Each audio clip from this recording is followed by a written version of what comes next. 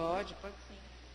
Então, vamos começar a sessão de hoje, né, com o professor Jonas Gordilho, é professor da casa, né, professor doutor, professor adjunto do Departamento de Medicina, do Departamento de Medicina Interna, da Faculdade de Medicina, e é médico geriatra aqui do Hospital Universitário Professor Edgar Santos. Tem formação fora daqui, né, uma formação de pós-graduação em São Paulo, então contribui muito para o departamento e a gente tem a honra aí de tê-lo para falar do tema em idosos com diabetes, como implementar o tratamento visando aumentar a sobrevida, preservando a qualidade de vida e sem aumentar riscos de efeitos adversos como episódios hipoglicêmicos. Professor Jonas. Olá, bom dia. Então a ideia aqui é falar um pouquinho de diabetes no idoso, algumas peculiaridades de como individualizar a diabetes no idoso e proporcionar um tratamento que melhore qualidade de vida, melhore desfechos com redução de riscos e agravos. Bem, primeiro, por que estudar diabetes no idoso? Qual a diferença de você estudar diabetes no idoso e diabetes no adulto? Primeiramente, a importância de estudar diabetes no idoso está vinculada ao fato de que a prevalência da doença aumenta com a idade. Então, há uma prevalência de 20% a 25% em média nos estudos epidemiológicos de indivíduos acima de 60 anos com diabetes. Então, 1 em cada 4 idosos que vierem no consultório do cardiologista, do endocrinologista, do geriatra, ele vai ter a doença. Então, a gente precisa saber como manejar. É uma doença, então, do generalista e não do especialista. Isso precisa ficar muito claro em primeiro lugar. O paciente idoso também ele tem algumas peculiaridades, né? Podem existir síndromes geriátricas que indiquem que ele possa ter maiores riscos ao tratamento e as metas estabelecidas podem ser diferentes. Então, o que é uma síndrome geriátrica? Uma síndrome geriátrica é um conjunto de sintomas ou condições que levam a uma condição final. E essa condição final ela pode ser caracterizada com déficit cognitivo, perda da capacidade funcional, que é a possibilidade de você ser independente para as atividades do dia a dia, tanto as instrumentais como as básicas, como ir no banheiro, tomar banho, se alimentar sozinho. Depressão, quedas, tanto por perda neurosensorial, como de forma multifatorial, incontinência, a polifarmácia, alterações de visão também, propriocepção, tudo isso é comum no indivíduo com diabetes.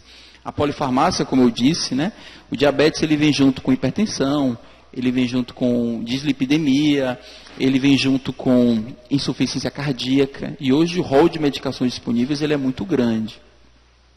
E por último a fragilidade, e eu vou tomar um tempinho maior aqui discutindo da fragilidade. Deixa eu passar aqui um minutinho. O que é a fragilidade, né? A fragilidade, ela tem diversas definições. A primeira definição de fragilidade, ela ocorreu em 2002 com o estudo de Linda Fried. Ela, a partir de um estudo de corte, o Cardiovascular Heart Study, foi observado que indivíduos com algumas características que incluem sarcopenia a gente pode ver por dinamopenia, você faz um hand grip, o paciente tem uma baixa força de pressão palmar, baixa velocidade de marcha, sensação de exaustão. Então você pergunta alguns questionários do Clinical Epidemiology Disease, que é o CESD, você sente que às vezes tudo que você faz é um grande esforço, você sente que às vezes você não consegue mais ir adiante. E o quinto critério, que é a baixa atividade física. Você pode fazer um questionário como o Minnesota, em que você vê a quantidade de quilocalorias gastas em atividade leve, moderada, intensa e identificar se uma pessoa é sedentária ou não. Então, para aqueles que têm 3 de 5 critérios, né, perda de peso, baixa velocidade de marcha, baixa força de pressão palmar, exaustão e baixo gasto calórico, se ele tem 3 de 5, ele é frágil. E por que isso é importante? No Cardiovascular Heart Study foi observado que em 3 anos o indivíduo frágil ele morre mais, ele interna mais e ele fica mais dependente. Ou seja, identificar a fragilidade é importante para você identificar aquele idoso que é mais vulnerável. E aí vem algumas questões. O Cardiovascular Heart Study, ele exclui pacientes com AVC e exclui pacientes com demência. Aí a gente pensa, mas quem tem demência pode ser frágil. Correto. E aí em 2008, o Rockwood fez uma nova publicação em um conceito novo, que é diferente do conceito fenotípico que eu expliquei de fragilidade, que é o conceito de acúmulo de danos. Quem é mais frágil? O mais frágil é aquele que tem mais complicações e mais danos em todas as dimensões do idoso, desde social, comorbidades, polifarmácia, iatrogenias, disfunções cognitivas, sensoriais e por aí vai. Então, quanto mais pontuação ele tiver, ele é mais frágil. E como é que você faz isso, que é o Fragility Index? Você faz por uma avaliação geriátrica ampla, que é como o idoso atua, ou o geriatra atua no idoso. A gente vai intervir de forma a identificar todas as dimensões e quantificar o quanto de disfunção ele tem. E vocês vão entender por que eu estou falando tudo isso. Porque isso está intrinsecamente relacionado à minha abordagem do paciente idoso com diabetes. Eu tenho que identificar o quanto de frágil ele é, até para estabelecer algumas metas para ele.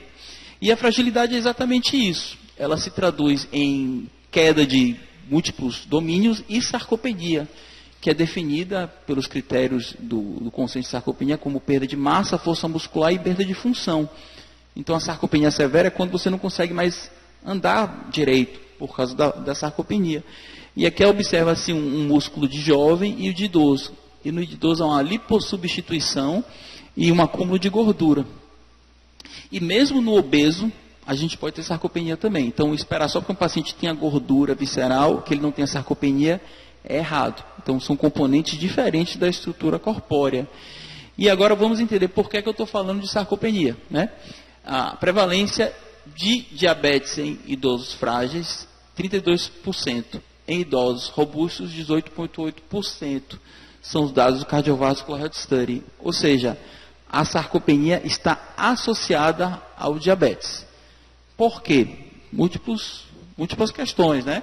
Resistência à insulina, você não tem músculo, você tem uma hipoinsulinemia, que você tem um efeito contrário do anabolismo da insulina, aumento do fator de crescimento miostatina com redução da massa muscular, aterosclerose com redução de perfusão, estresse oxidativo, disfunção mitocondrial, alteração do IGF-1, alteração de testosterona. Então, tudo isso leva a uma ampliação dessa associação. Então, a gente tem que procurar no nosso consultório e identificar se o paciente com diabetes ele é frágil ou não. E aqui eu vou mostrar agora ferramentas práticas. Vou sair um pouquinho do campo teórico e vou para o campo prático. Então, o paciente idoso chega no consultório. Você tem que saber qual é a sua cognição, você tem que entender como é a sua capacidade funcional e você tem que entender como está o seu nível de fragilidade, se ele é robusto ou se ele é frágil. Porque, a depender, você tem um risco implícito de hipoglicemia maior também. Então, cognição pode ser avaliada por qualquer médico. Você suspeita de déficit cognitivo no paciente que não consegue aderir ao tratamento, que ele está mal cuidado, que ele está confuso. Existem ferramentas de rastreio.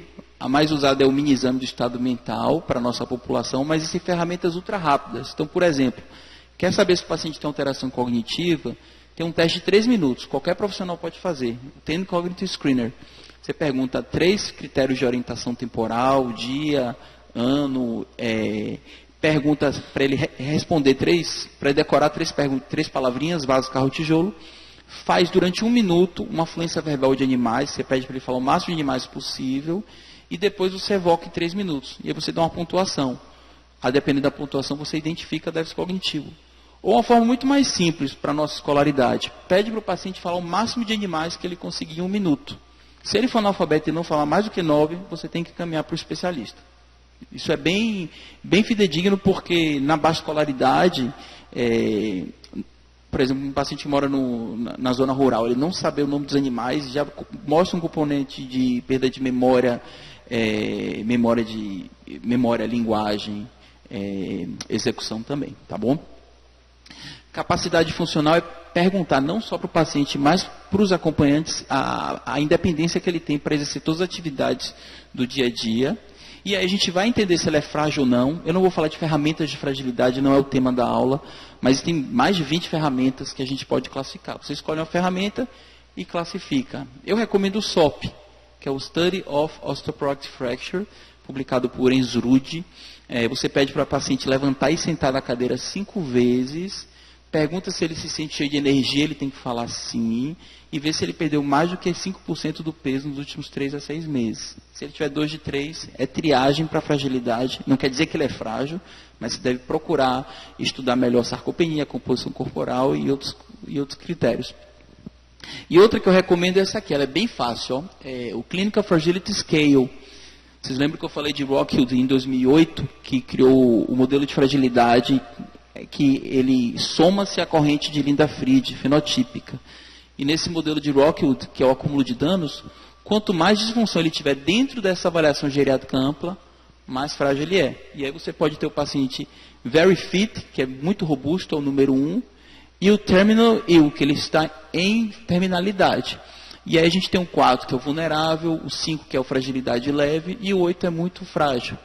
Então, quando o paciente chega no 5, 7, 8, muda a meta para tudo. Muda a meta para diabetes, muda a meta para hipertensão, muda a meta de exames de rastreio, de tratamento curativo de doenças. E a gente pode até indicar cuidados paliativos em cardiologia, em gastroenterologia, em pneumologia.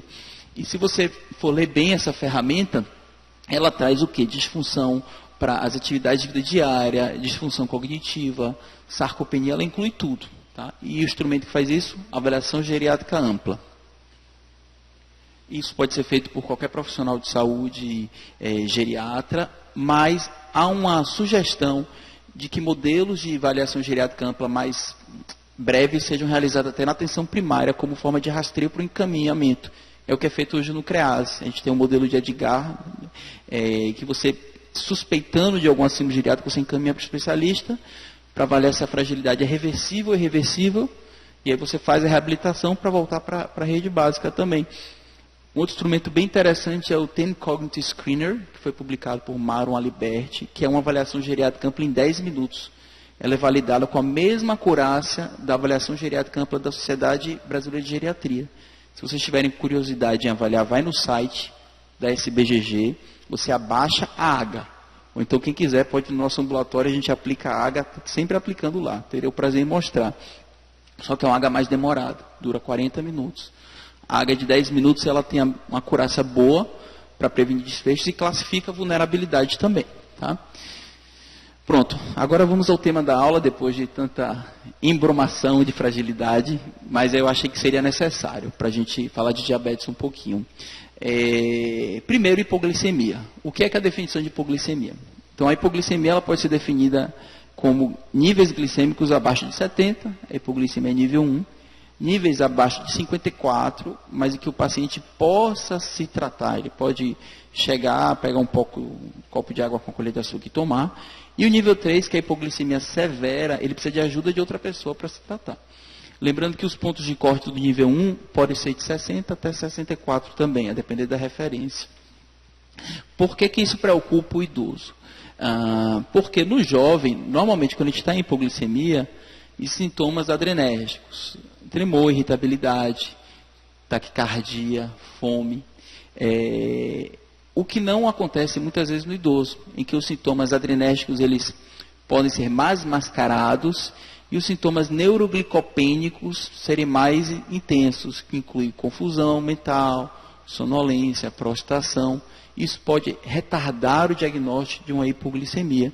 E a partir de agora, grande parte da aula eu vou mostrar que a gente tem que ficar atento a isso, porque a gente previne desfechos.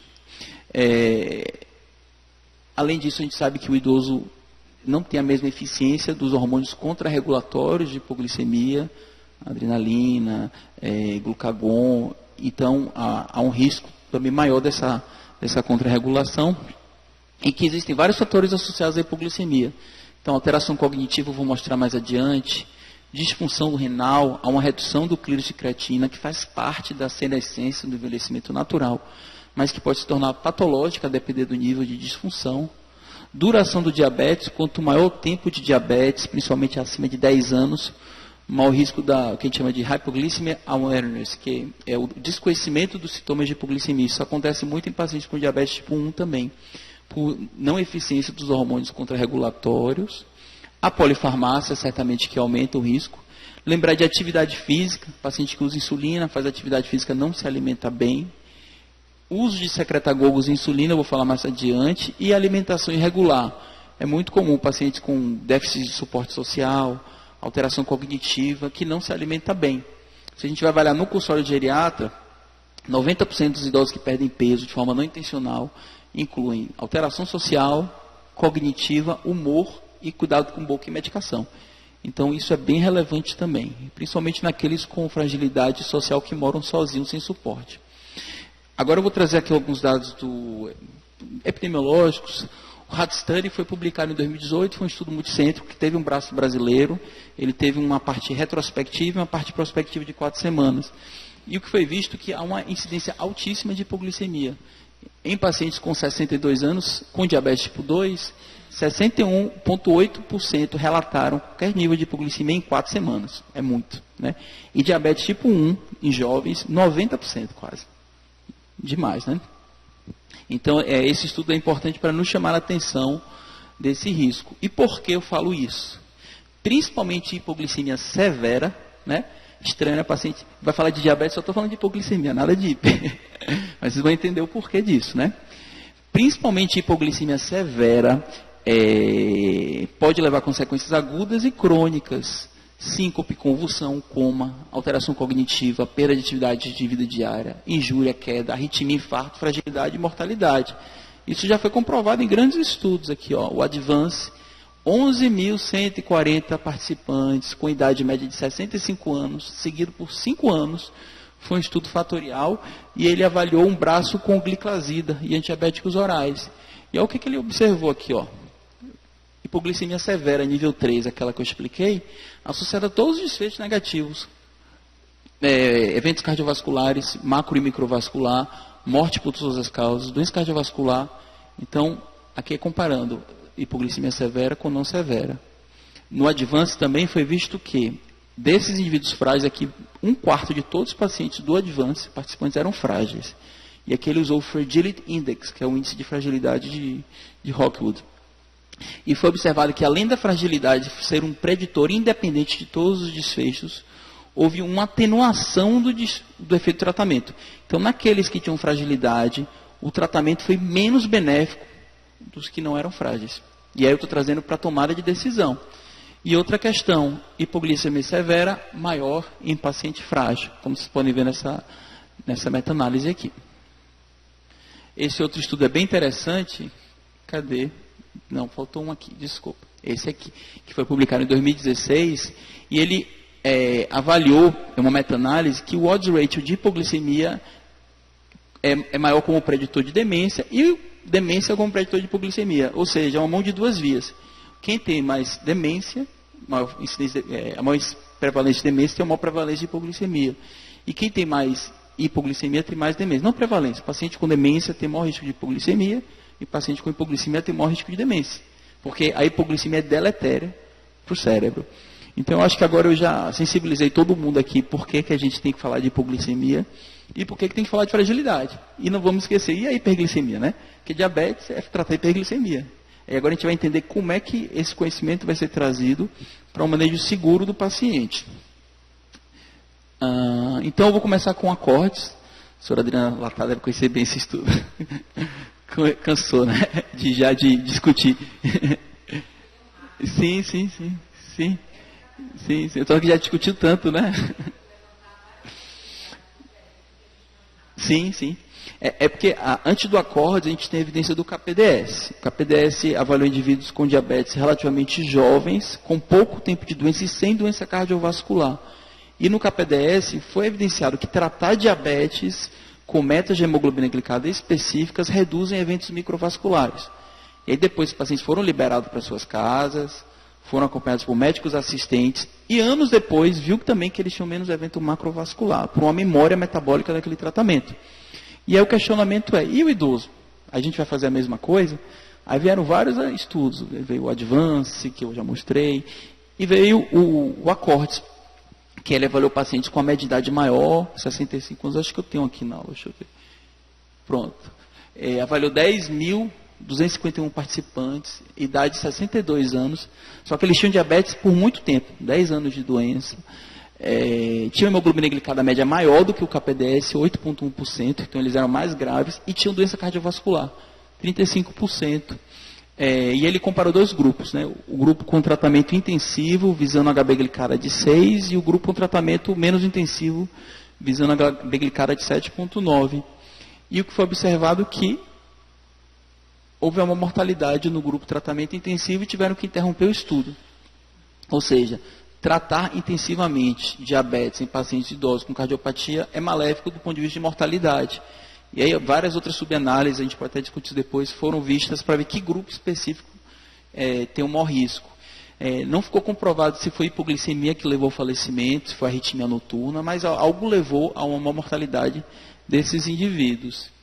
Então, a partir de então, criou-se mudanças paradigmáticas mesmo no conceito do que é o tratamento do diabetes no idoso. E a curva U, em que os extremos são maléficos, hiperglicemia e hipoglicemia, e algo no meio é mais seguro.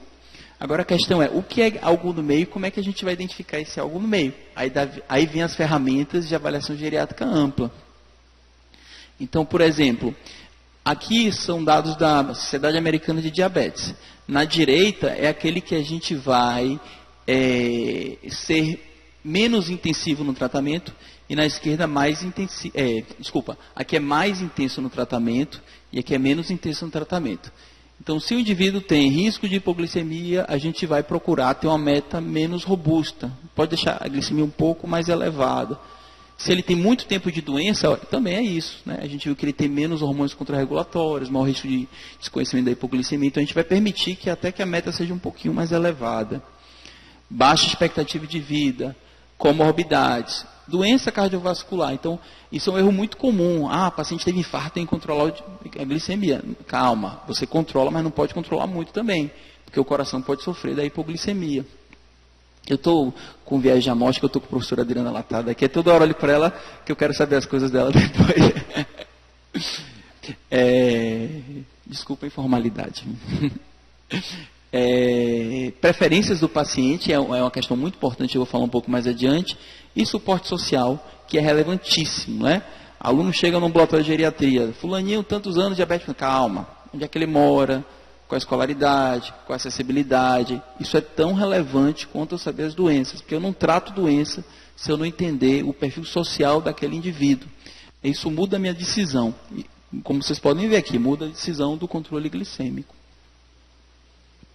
E essa tabela que ela parece um pouco cheia, mas na verdade ela é bem simples.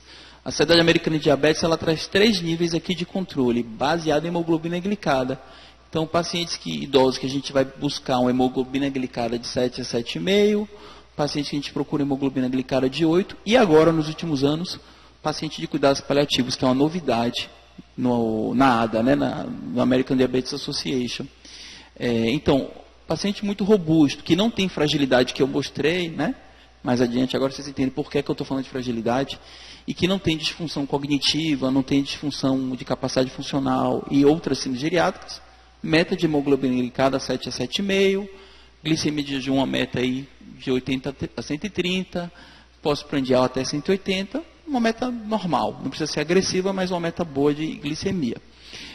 Pacientes complexos intermediários, que são aqueles que têm doenças crônicas, perda de atividade instrumental, expectativa de vida intermediária, risco de vulnerabilidade, fragilidade, que seria aquele no meio do caminho daquela figura que eu te mostrei com 9 níveis de fragilidade, vamos dizer o 4, 5, 6, a gente busca a hemoglobina glicada de 8, mas também levando em consideração todos os outros fatores que eu trouxe no slide anterior, tá bom?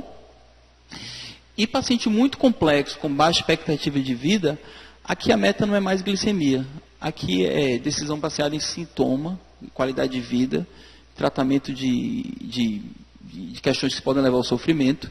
A gente evita hiper e hipoglicemia sintomática, buscando uma glicemia média aqui de 180. Tá? E tem várias discussões que eu vou trazer um pouquinho no final do cuidados paliativos no diabetes, inclusive no diabetes tipo 1, se tira insulina, se não tira, porque a gente sabe também que a hipoglicemia pode ser deletéria, a hipoglicemia pode ser sintomática, então a gente também vai ter que evitar isso.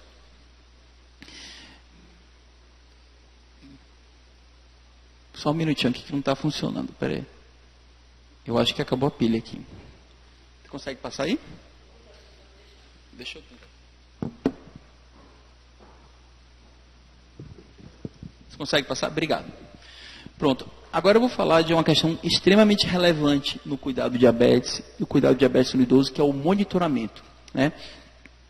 Eu, pessoalmente, eu sou geriatra de formação, mas eu gosto muito de estudar diabetes porque é algo que tem modificado muito. Nos últimos 20 anos, muita coisa surgiu de tratamento farmacológico, de medidas não farmacológicas, de medidas de monitoramento, que a gente melhora a sobrevida, a qualidade de vida, a gente consegue individualizar tratamento. Então, é uma doença que o clínico ele faz diferença mesmo, né? Então, como é que a gente pode monitorar? O básico é o exame laboratorial, glicemia de jejum pós-prandial. Vocês viram lá na tabela da ADA, glicemia de jejum e pós-prandial. Frutosamina, hemoglobina glicada, ele permite que você veja a média do diabetes nos últimos 3 meses, a hemoglobina glicada, e a frutosamina nas últimas 2 semanas. Então, eles permitem que a gente identifique se o paciente está muito descompensado. Mas isso é algumas críticas ao método, porque você não vê variabilidade da glicemia, ele pode alterar com tireoide, tireoidopatia, disfunção renal, anemia. Então, assim, você não pode basear uma decisão apenas na hemoglobina glicada também. E o automonitoramento, que é a glicemia capilar, que o paciente ele vai na secretaria, ele pega o aparelho glicosímetro, ele pega as fitinhas reagentes e ele faz a ponta de dedo. Lembrar que não adianta ele fazer só em jejum, fazer um dia no jejum e um dia no pós-almoço. Ele tem que fazer as 6 vezes no dia, pré e pós-prandial, para você ver a curva glicêmica. Agora, isso não é todo dia não, coitado. Né? Você vai falar, um dia você vai escolher e você faz 6 vezes. Aí você vai ver a variabilidade glicêmica, para entender como se comporta de acordo com o padrão alimentar e o padrão de cada idoso. E por último, o CGM, que é o que a gente tem de mais recente, que é a monitorização contínua da glicose. Aqui a gente pode até falar de marca, porque só existe um representante no mercado, que é o Freestyle Libre da Abbott. E o que é que ele faz? Ele tem uma medida que não é capilar, não é sanguínea, é intersticial da glicose, e é mais confortável, porque você pode passar para mim? Ali é o aparelhinho. É mais confortável porque você consegue medir a glicemia sem furar o dedo. Você vai colocar um aparelho subcutâneo atrás do braço, que estava no slide anterior. Não sei se vocês chegaram a ver. Esse aqui, tá vendo? E aí você tem uma maquininha, que é um leitor. Toda hora que você passa o leitor, ele lê a glicemia. Alguns aparelhos celulares mais novos, infelizmente o meu não é novo, mas alguns funcionam que você lê do celular. E tem aparelhos até, estão chegando aí, o Miau Miau, que você consegue ler à distância. E quando você faz várias leituras, pode passar agora, ele dá um gráfico no programa de computador, que é o AGP, que é o perfil ambulatorial de glicose. E esse gráfico mostra tudo. Ele vai mostrar hiperglicemias, hipoglicemias, tempo dentro da meta, vou falar mais adiante. Ele mostra variabilidade glicêmica. Tá? Por exemplo, aqui são 2 indivíduos com a mesma glicemia de jejum.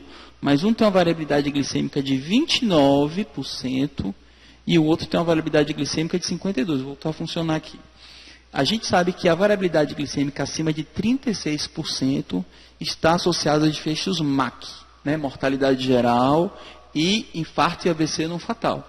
Então, variabilidade glicêmica também é um parâmetro negativo, assim como hiperglicemia no paciente com diabetes.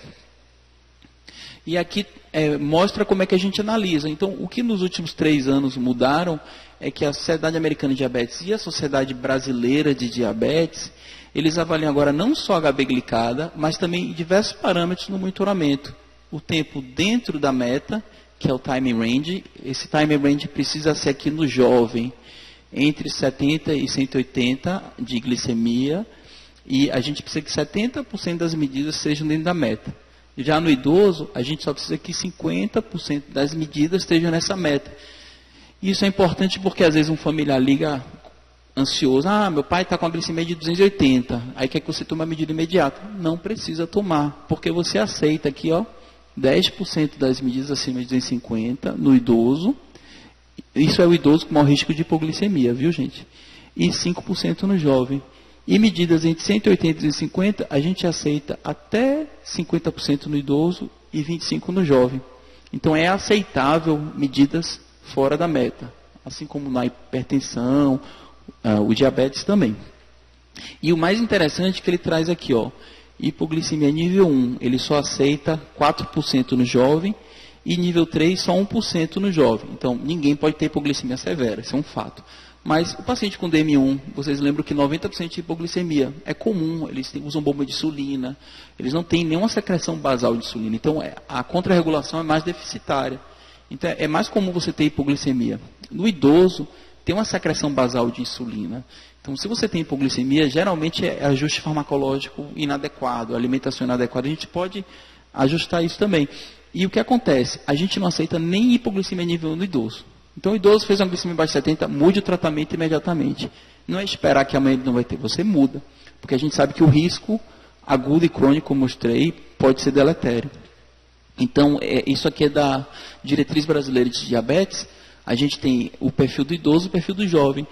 E quando a gente vai falar, isso aqui foi um estudo que comparou o time range, o tempo dentro da meta, ele tem uma correlação muito grande com a HB glicada, só que ele vê a variabilidade glicêmica de forma mais adequada. Então, um time range que o método inicial fornece de 70% corresponde a HB glicada de 6,7. E um de 50% a HB glicada de 8,3. Então, fica muito próximo daquilo, né? O time range do idoso, 50% corresponde a HB glicada de 8. Time range do jovem, HB glicada de 6,7, com maior segurança. Eu, pessoalmente, tenho usado muito. O problema é que é o custo, né? Custa R$250 para você aplicar o aparelho. Na primeira aplicação, você já ganha a maquininha do leitor e ele só lê 14 dias. Aí depois você tem que colocar uma nova aplicação. No entanto, os estudos já mostraram que o mesmo uso por 14 dias é útil para controlar a glicemia em 6 meses. Porque você educa o paciente e ele consegue entender o perfil da doença. Então, se você usou aqueles 14 dias, você consegue manter o uso também.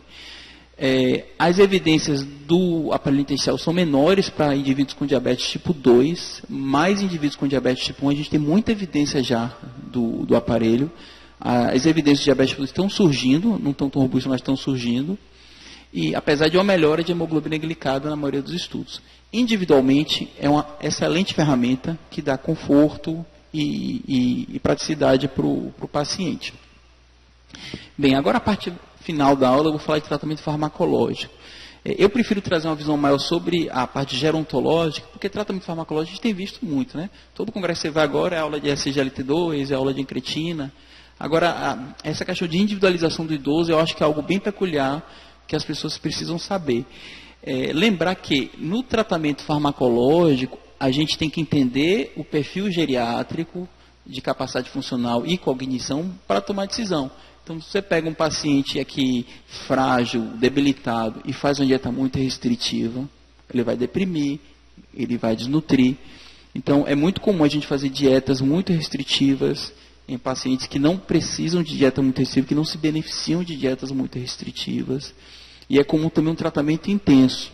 Eu já peguei paciente com hipoglicemia de repetição, e às vezes até hipotensão, bradicardia, com alteração cognitiva, que quando você tira o perfil farmacológico, a cognição melhora. Eu já tenho um teste cognitivo pré e pós em ambulatório também, vendo isso. E lembrar também que às vezes não ser restritivo é interessante, que o paciente é uma questão de conceito, né? O que é que ele espera. Eu não estou falando, vai liberar o açúcar para todo paciente com diabetes, não. Eu acho que a gente deve ter prudência nas decisões, nem 8, nem 80. E quando a gente vai definir o tratamento farmacológico, lembrar que existem alterações farmacocinéticas e farmacodinâmicas. De farmacocinética, o mais relevante eu diria que é a alteração da função renal em diabetes, porque você tem uma excreção menor de algumas medicações que precisam ser adequadas também. Alteração do metabolismo hepático e alteração da distribuição, que para os antidiabéticos orais isso não é tão relevante, mas para condições como o uso de benzodiazepínicos, de digoxina, lítio, isso pode ser relevante, levando a um aumento da meia-vida das medicações ou um aumento da toxicidade aguda. Então isso precisa ser visto. Lembrar que a frequência de polifarmácia, que é definido como mais de 5 medicamentos, é elevada no idoso, o que aumenta o risco de medicamentos inapropriados que levam a iatrogenias terapêuticas e por eventos adversos. Lembrar que existem barreiras para adesão, e a barreira para adesão ela não é só vontade, é custo, é cultura, é entender o contexto de cultura que a pessoa vive, é a acessibilidade e a educação. Escolaridade de base e a educação que a gente fornece, porque mesmo uma pessoa de baixa escolaridade, ela pode ter um bom alfabetismo em saúde, depende do meio que ela vive. Então, se você pega um indivíduo que tem diabetes, não conhece o diagnóstico, mesmo que ele tenha outras comorbidades que não sejam agudas no momento, eu recomendo você parar a consulta e concentrar só na educação em diabetes. Porque se vocês forem perguntar, vocês vão se surpreender. A quantidade de idosos que usam insulina que não sabe o que é hipoglicemia, que acha que tem que tomar sal para aumentar o açúcar, né? Então, quando a pessoa tem diabetes, explica o que é hipoglicemia, explica o que é diabetes, explica como armazenar as medicações, avalia se ele tem condição de se autogerir. A gente prescreve insulina, a pessoa não sabe ler, então ele não consegue puxar a agulha. Ele precisaria de uma canetinha pelo clique. Ou ele tem alteração cognitiva não diagnosticada e pode dar errado e trazer a risco de hipoglicemia nível 3, inclusive. Então, essa adesão, ela passa aqui por uma avaliação geriátrica ampla, que a gente consegue melhorar isso. Mas mesmo assim, cerca de 40% dos idosos com diabetes e com hipertensão não aderem corretamente ao tratamento. E cerca de 50% atingem as metas adequadas. Isso é um número mais aproximado, mas é o que a literatura demonstra. E considerar custos. Eu vou falar adiante, a gente tem muito medicamento novo com custo elevado. Não adianta você passar uma medicação, o paciente usar um mês e depois parar. Então é melhor você adaptar um de custo menos elevado, mesmo que os benefícios talvez não sejam tão palpáveis quanto os de custos menos elevados. E no final a gente vai falar também que hoje a gente tem alternativas de medicamentos de alto custo que estão disponíveis na rede de saúde. Bem, em relação ao tratamento farmacológico, nós temos os tratamentos mais antigos, as bigonidas, as sulfonilureias, aqui entra a metformina, aqui a gliclazida, a glimeperida, né, principalmente. Aqui a carbose, inibidor da glucosidose, que está caindo em desuso, elas não são eficazes, muitos sintomas por excesso de gases também. Glinida, que é um secretagogo, repaglinida e natiglinida, se usa pouco porque ela tem um efeito semelhante à sulfonilureia, é mais cara, não é disponível no SUS e tem que utilizar várias vezes ao dia. Praticamente a gente não usa hoje. E as glitazonas, que agora ficou a pioglitazona, a rosiglitazona foi retirada pela Associação com Desfechos Cardiovasculares, e a pioglitazona, que atua no PPARY, ela é um sensibilizador periférico à insulina, assim como a bigonida. Então, são medicamentos com menor risco de hipoglicemia. Já a sulfonilureia, ela tem maior risco de hipoglicemia, assim como as glinidas, porque eles são secretagogos. Eles estimulam a produção de insulina pelo pâncreas. E isso é relevante quando a gente vai tomar decisão. Nos últimos 10 anos, mais ou menos, surgiram várias medicações, antagonistas da CGLT2, inibidor do DPP4 um pouquinho antes, tem mais tempo. E eles têm um efeito diferente. Existe uma enzima DPP4 que quebra o hormônio incretina. Então a gente tem as incretinas, o GLP e o GIP, que são hormônios que estimulam a secreção de insulina na hiperglicemia e glucagon na hipoglicemia. Então eles têm um efeito contrarregulatório com baixo risco de hipoglicemia. Mas, no entanto, as incretinas endógenas elas são rapidamente degradadas. Depois foi descoberto a partir de pesquisas da saliva de um lagarto Gila monster, que a incretina ela poderia ser sintetizada. E aí surgiu a primeira incretina. Então, exogenamente, você poderia fornecer incretina. E depois foi descoberto também que a enzima que degrada a incretina endógena, a DPP4, ela pode ser inibida. Então, quando você usa o inibidor da DPP4, você aumenta o efeito da incretina endógena. Então, isso pode ser visto com a sitagliptina, vitagliptina, linagliptina, alogliptina, saxagliptina. Todas as gliptinas que vocês vão ver aí estão fazendo a mesma coisa. Elas são bem interessantes no idoso porque elas são peso neutro, elas não dão hipoglicemia, raramente dão. No entanto, elas não reduzem desfechos cardiovasculares, isso é relevante. Eu vou só mais 5 minutinhos de aula, pode ser? A gente já terminando aqui. E aí a gente pode usar, em vez de inibir o DPP4, a gente pode dar a GLP-1 exógena. Então, como eu falei, começou com o substrato da saliva do lagarto, que é o hexanantide, e aí agora a gente tem no mercado semaglutida, liraglutida e dulaglutida. Todas são medicamentos de uso subcutâneo, com exceção da semaglutida, que agora a gente tem a apresentação oral. E elas têm uma grande vantagem de que, além de ter um efeito incretinomimético com baixo risco de hipoglicemia, reduzem peso, né?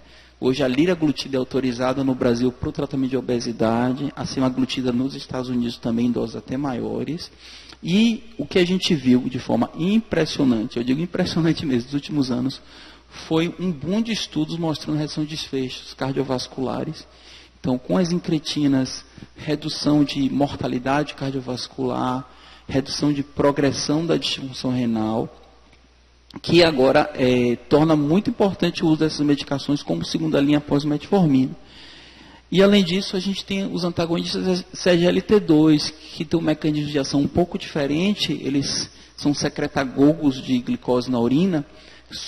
Ao surgimento tinha-se muitas dúvidas dos efeitos colaterais de infecção urinária, mas depois foi visto que são medicamentos seguros e também, de forma impressionante, começou com o Impareg, mostrou que há uma redução de internação por insuficiência cardíaca, mortalidade por insuficiência cardíaca, mortalidade cardiovascular, disfunção de progressão de função renal.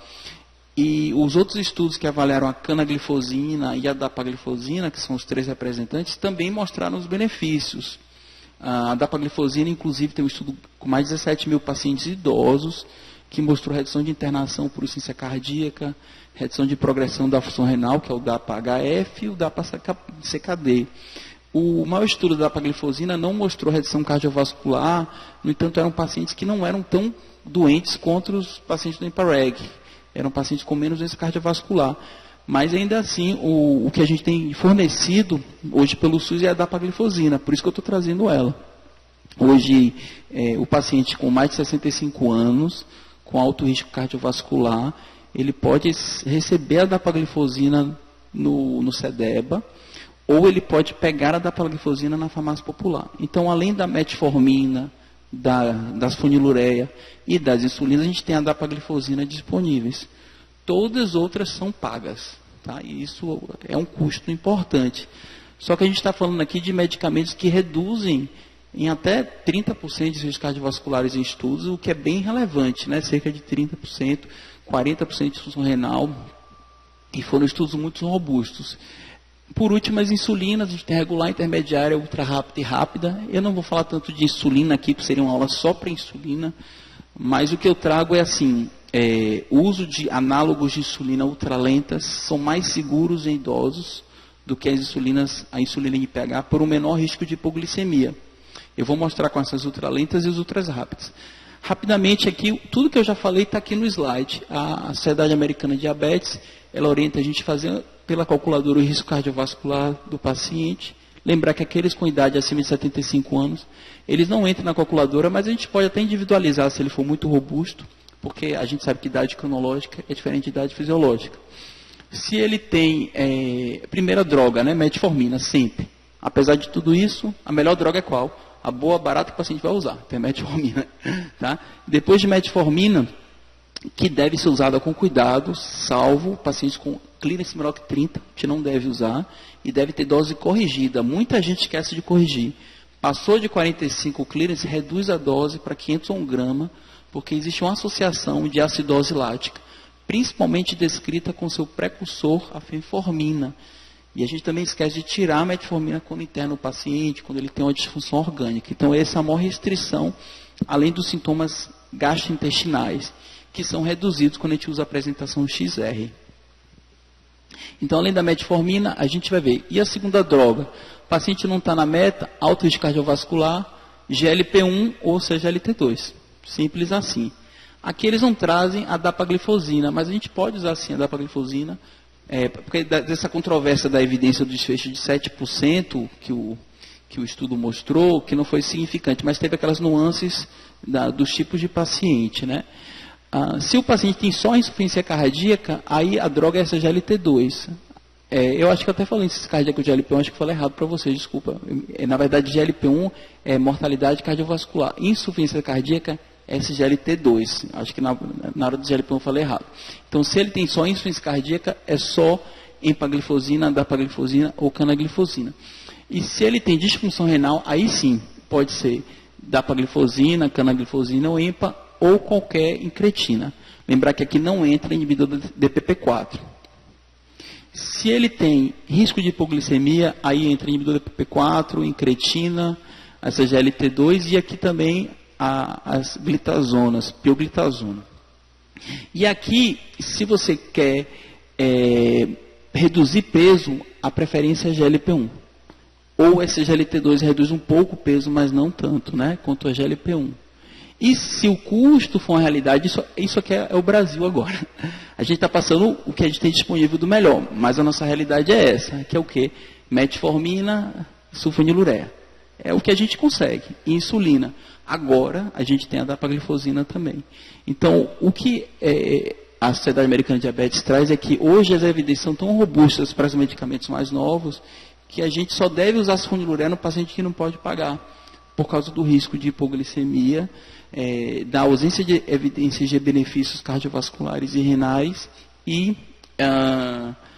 também do efeito anabólico com aumento de peso. Aqui eu não vou passar, mas quem quiser essa aula depois, eu coloco todas as doses, quando é que você corrige para a função renal. Eu acho que não vai ser o foco da gente agora, tá? Mas eu gosto de deixar na aula. Aqui da glicazida. Aqui a primeira são os inibidores da glucosidose, as glitazonas. Passou errado, desculpa. Vou voltar aqui um pouquinho.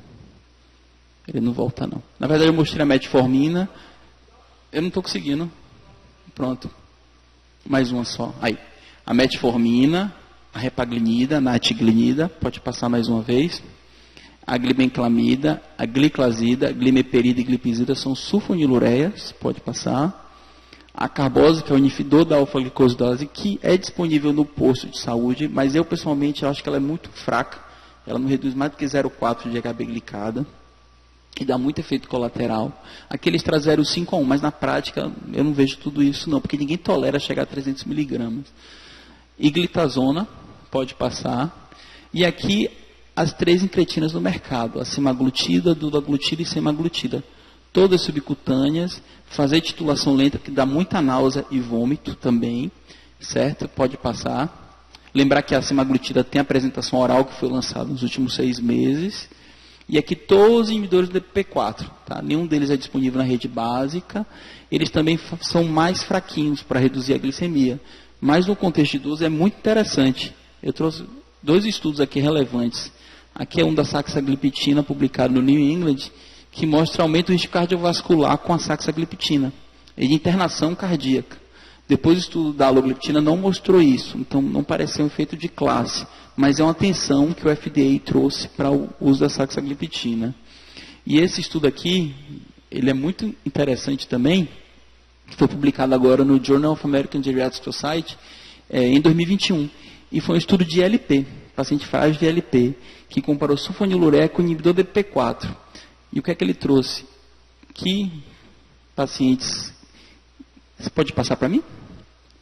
Os pacientes da ILP, eles tinham os mesmos desfechos usando sulfa e inibidor do P4, porém com menor risco de hipoglicemia. Está vendo? 40% e 31%. Então, o inibidor do P4, ele parece ser bem interessante no paciente mais frágil, em que a gente não precise de drogas com redução de risco cardiovascular no curto e no longo prazo, porque às vezes o paciente ele não tem uma sobrevida estimada tão longa, em que a gente quer segurança do tratamento com redução de sintomas.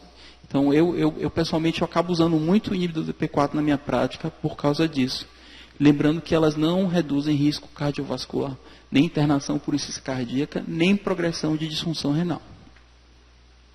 Pela droga, mas pelo controle de diabetes, sim, diretamente. Né? Só para ficar bem claro isso. Porque uma coisa é você controlar diabetes e reduzir desfecho. Outra coisa é a medicação tem um efeito diretamente na redução de desfecho. Tá?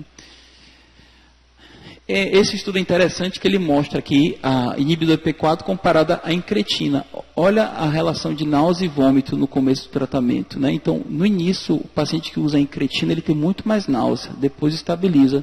Mas isso para idoso frágil é muito relevante. Você não quer que o idoso frágil sarcopênico deixe de comer. Então, eu uso incretina idoso, uso idoso com obesidade sarcopênica muitas vezes também, porque a gente precisa atuar, e a gente sabe que a incretina atua muito mais na massa gorda do que na magra, mas em paciente que está muito fragilizado, muito inapetente, cuidado também. Tá? E para finalizar aqui, a gente já está nos últimos, pode passar? Aqui são as SGLT2, DAPA, EMPICANA, pode passar mais um. E aqui é um estudo do professor Joaquim Custódio, é bem interessante esse estudo. Ele fez uma revisão de todos os antagonistas da GLT2 e mostrou que eles são seguras para o idoso, mas que ainda devem ser individualizadas no idoso frágil, porque a gente não tem tanta evidência. E isso vem num momento que a gente tem uma utilização aumentada dessa classe de drogas. Então, ficar atento aqui à infecção vaginal fúngica, principalmente, depressão de volume no começo de tratamento, que são os desfechos mais relevantes. Pode passar? E, por último, a insulina, que é sempre o tratamento mais eficaz. Aqui eu só dou um recado. Não deixar a insulina como um castigo. Se não tratar diabetes, vai ter que usar insulina. Porque na hora que ele vai usar insulina, ele não vai querer usar. Então, você tira esse estigma e mostra da importância da insulina, como a insulina é fácil de utilizar, é aplicável. Hoje tem métodos muito fáceis de utilizar, se a pessoa tem acesso também. Se você passar mais um slide, a gente tem as insulinas que dá no posto de saúde, a regular e a intermediária. No entanto, o paciente ele pode adquirir as ultra-rápidas, Lispro, Asparte, Glulisina, ou as ultralentas, Glargina, Detemir e Degluteca. Lembrando que a Degluteca ela tem uma vida maior que 24 horas, e se ele esquece de usar de noite, ele pode usar de manhã também. Então tem essa nuance. As ultralentas, elas são ideais para o idoso, porque elas não têm pico, ou pico menos pronunciado, e tem menor risco de hipoglicemia. Pode passar? Se a gente precisar de várias doses de insulina no dia, a gente associa a ultralenta a uma regular ultra rápida. Lembrar que se a ultra rápida for usada na refeição, é para tomar na hora que ele está na mesa. Porque às vezes ele esquece de comer e toma insulina e faz hipo também. E lembrar que para idoso não é interessante a gente deixar doses variadas. Um dia você usa 2, um dia você usa 4, um dia você usa 6. A Sociedade Americana de Geriatria, nos critérios de Beers, já alertaram que isso não é interessante. É melhor você deixar a dose fixa, mesmo com a variabilidade glicêmica, exceto em situações muito específicas. E a gente introduz a insulina sempre basal. O geriatra prefere de dia do que de noite, porque a gente tem uma gliconeogênese hepática menor e maior risco de hipoglicemia noturna. Numa dose menor de 0,15 unidades, vai aumentando. Titulação lenta, 2 a 4 unidades a cada 3 a 7 dias, até você atingir as suas metas. Agora, antes disso, fazer uma educação em diabetes e identificar situações de risco. Tá? Aqui é o último slide. Não vou entrar muito nessa celeuma hoje, só para alertar que em cuidados paliativos, a gente individualiza com base em qualidade de vida e deixa de ver metas glicêmicas também. Tá? Então, a mensagem é assim, é sempre avaliar todas as dimensões do paciente, porque a gente tem muito medicamento com evidência, inclusive para idoso. Então, se a gente não avalia direito, a gente pode negligenciar e não oferecer um tratamento que ele se beneficia, e a gente também pode fazer uma heterogenia e oferecer um tratamento com efeito colateral, o qual ele não se beneficia. Certo? Desculpa, passei um pouquinho do tempo.